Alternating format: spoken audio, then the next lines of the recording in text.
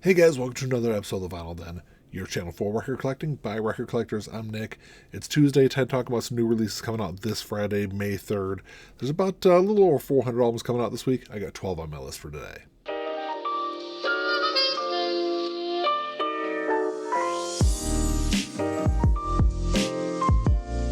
There's a bunch of links down below. There's links for the Vinyl Den Facebook group, for the merch page, for the Spotify and Apple Music playlist I put together every week, and the Patreon page. So make sure you check all that out. Like always, if you enjoyed the episode, make sure you give me a thumbs up. Hit that subscribe button down below.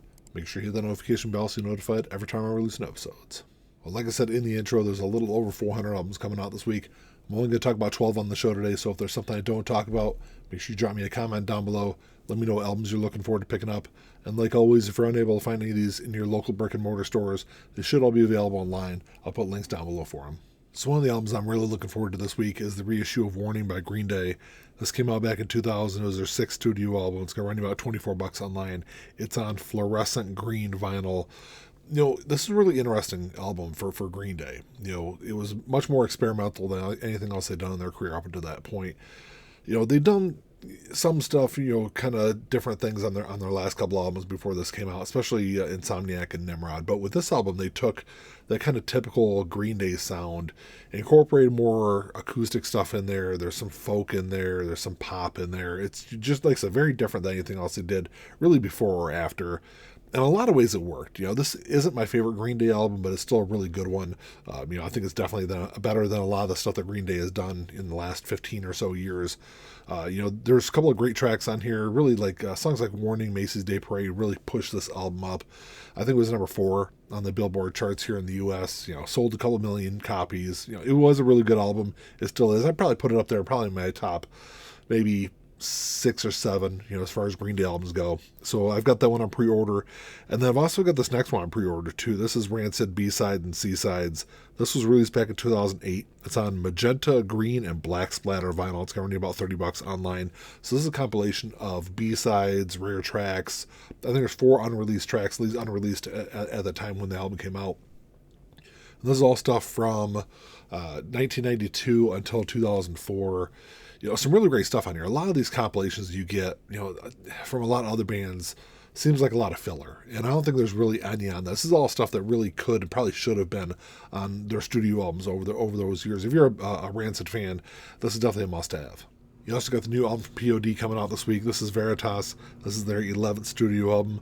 Looks like there's 2 different versions of this. There's a clear version and there's a red version. Looks like the red version might have been the more limited of the 2. The red version seems to be sold out in a lot of places.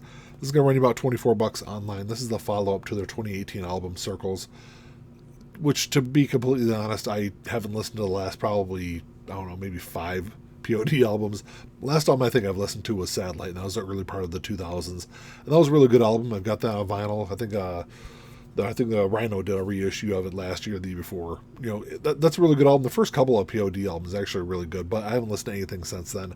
It's one of those bands I definitely need to go back through and check out all their albums. The band just had an interview just recently and said with this album they kind of went back to basics. This is one of their more like emotionally invested albums. I think it seems like, at least from the interview I saw.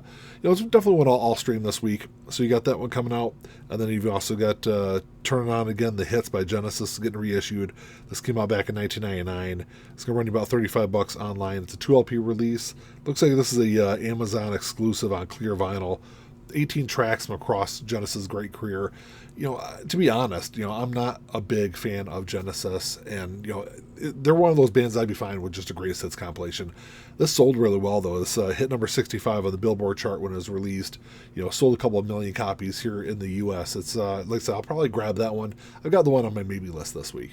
Next album is another one I've got on my maybe list for this week. This is Dave Matthews' Some Devil, released back in 2003. It was his debut and only solo studio album.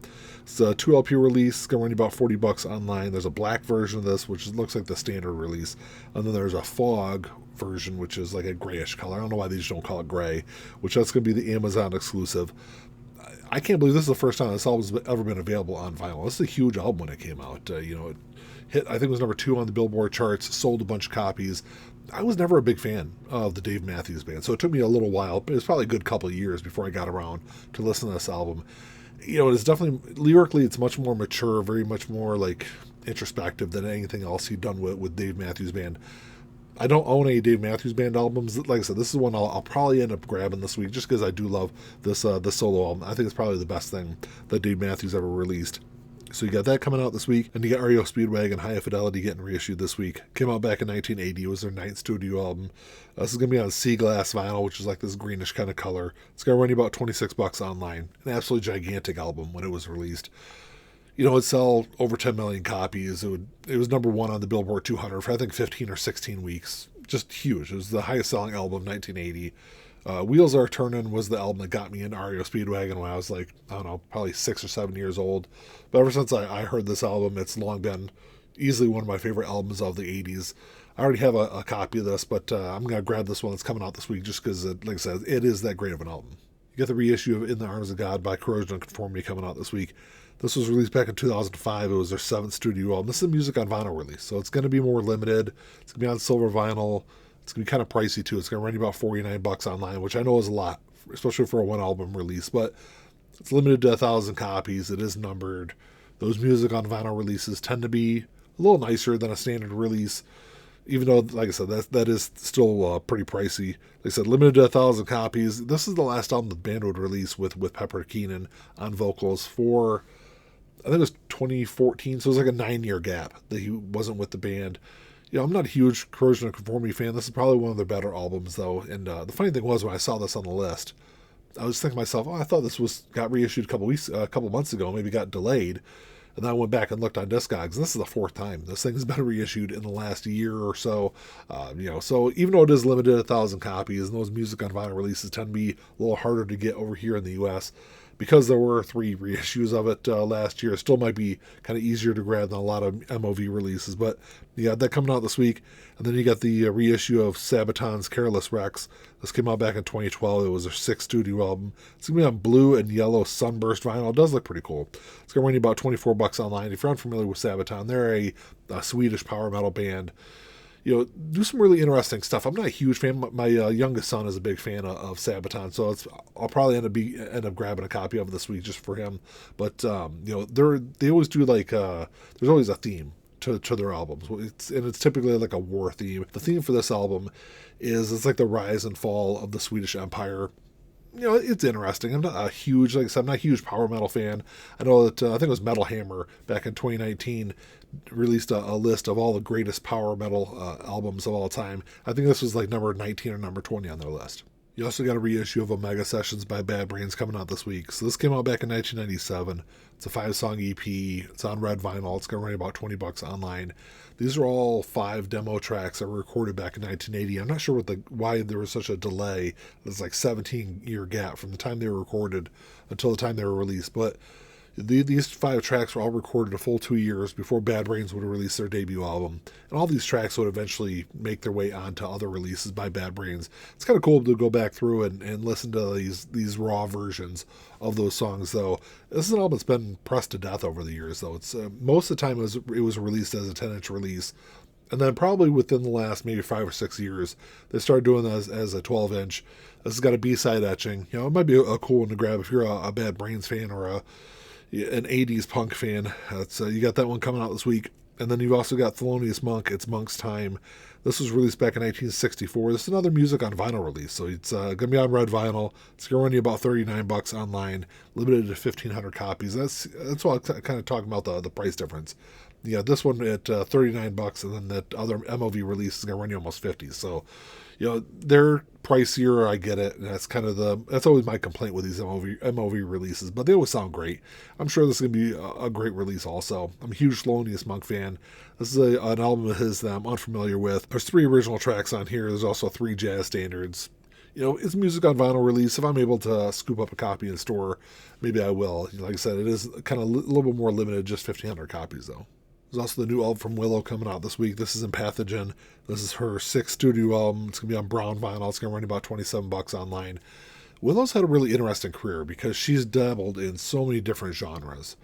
So this new one is kind of a little bit more a cross between like alternative and jazz. She's done like punk stuff in the past. She's done like R&B stuff in the past. She's done a little more alternative rock stuff in the past. So it's kind of interesting to see all the different avenues she goes down musically. You know, I'm not a huge fan of hers, but it's definitely one I'll stream and check out this week. You do have appearances on here by John Batiste and St. Vincent, though. So, you know, like I said, it might be kind of an interesting release. I'll stream it and check it out. And then the last one on my list is the score for American Beauty. It's going to run you about $40 online. This is the score to the hugely popular 1999 film. I think it was nominated for like 14 Academy Awards.